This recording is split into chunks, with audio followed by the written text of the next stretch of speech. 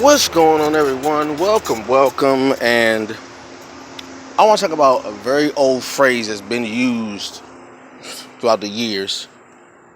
And that phrase is knowledge is power. Now, we've heard this phrase many times. I've heard it growing up my entire life. Knowledge is power. So let's talk about that. What is knowledge? We always say knowledge is power, but no one actually talks about, well, what is knowledge? Okay, like what is it? Well, there's a different dictionary definition for it, but the simple definition for it is applied information. Right? You gather information, which is what you observe and what you collect. Data. Information is data. Okay. So when you collect the data, you have information, right? Once you have applied the information, you gain knowledge. You gain insight into the information, giving you knowledge, the know-how. Okay? Once you have acquired the knowledge, you are now equipped with the means to maneuver in the world, in the environment. All creatures do this. A lion cub gains information and knowledge from their parents on how to hunt. Okay? Once that cub applies the information given to them by their parents, they now have knowledge on how to hunt. Okay? Giving them the ability to survive without their parents. Okay? That is knowledge.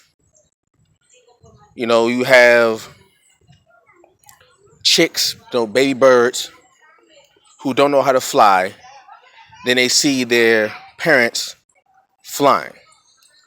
They have information, they have data from what they've observed on seeing their parents fly. Once they apply that knowledge, they now are equipped with the information necessary to fly on their own. And they can then maneuver around on their own without the assistance of their parents. The same applies with people. A baby, isn't born walking.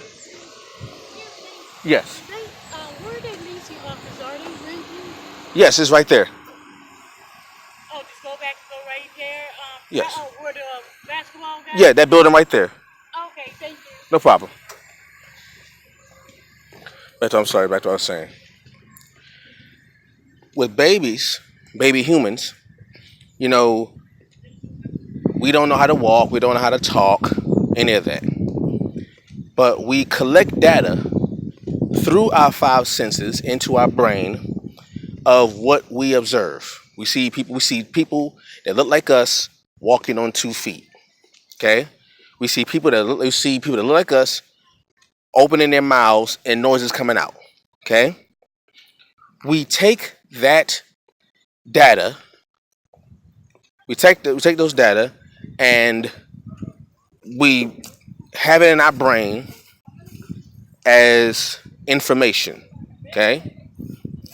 Once we get to a point where we attempt to apply the information on how to walk and how to talk, it takes some time. That's why you see babies when they're trying to walk, they stand up, they may fall down, they hold on to something to stand up. So they always do that. They always stand up to hold on to something. They realize, okay, if I hold on to this object, I can keep my balance long enough to stand up. They're now in the process of applying the information, thus gaining them knowledge.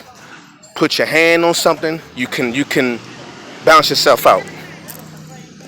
And they'll keep on trying to do this until they gain the ability to stand up on their own, unassisted.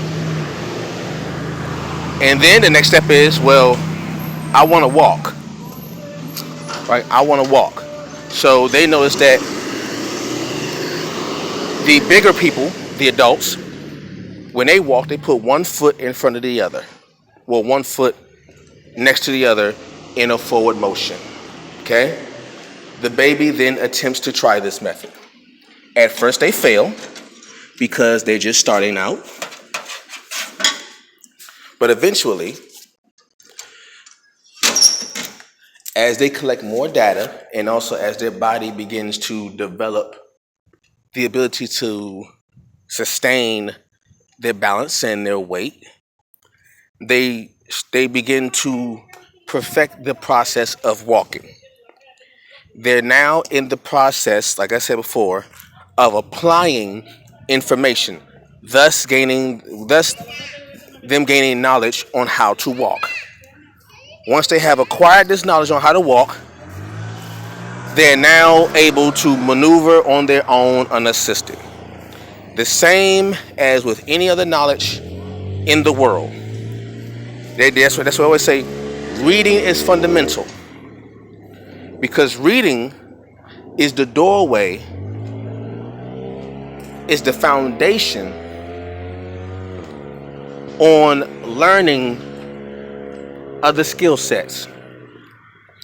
If you are unable to read, and reading isn't just memorizing words. No. Reading is also the comprehension of what you memorize, meaning, do you understand what the words that you have memorized? Do you know what the words mean? Do you understand the context of what you are memorizing with these words? That skill, that data, that information, once applied, you will now gain knowledge on how to read. And then once you have gained knowledge on how to read, you say, okay, if I can apply it to this particular field, can I apply this same knowledge now into other aspects of learning? Math, science, history, politics, economics, agriculture, right? All of this came from the acquisition of data, information, and the application of the information giving you knowledge. Once you have mastered the knowledge, right? You have now gone into wisdom, because now you apply it and you can teach it. You understand it to the point where you can share the information and give others insight to what you know, right? And then that means you understand it. But back to knowledge is power. What people are really, really clamoring for and paying for isn't the material. The most precious asset, well, one of the most precious assets that you can obtain and own is knowledge. The other is time. Because once you know something, once you have obtained the knowledge and you know it, no one can take it from you. Like, somebody may be able to take money from you, but they cannot take the knowledge of how to make money from you. Okay? Once you understand that when I know something, what I know can and will follow me for the rest of my life. And I can teach it for as long as I want, and it will never go away. In fact, you will find that the more you teach knowledge and give knowledge away, the more knowledge you will actually gain. It's a fantastically strange phenomenon. Usually, when you give something away, you have less of it. But when it comes to knowledge, the more knowledge you give away, the more knowledge you obtain. That's awesome. It's an awesome idea, but it's absolutely true. So Knowledge is power because when you have knowledge, you can walk into any field, right? And you can walk into any field with the confidence that you can make it in that particular area. Like I said, if you have the knowledge to make money, if you know the science behind making money, you'll never go broke because you know how to do something. You know the technique. You know the science behind it. You have the knowledge. You have acquired the data, collected the information, and you have applied the information, gaining the knowledge, okay, on how to do something. That makes you powerful all the time. So, what people are really striving to obtain, like I said, isn't the material. The material, the money, the cars, the house, all of that, that is the end result of the application of knowledge.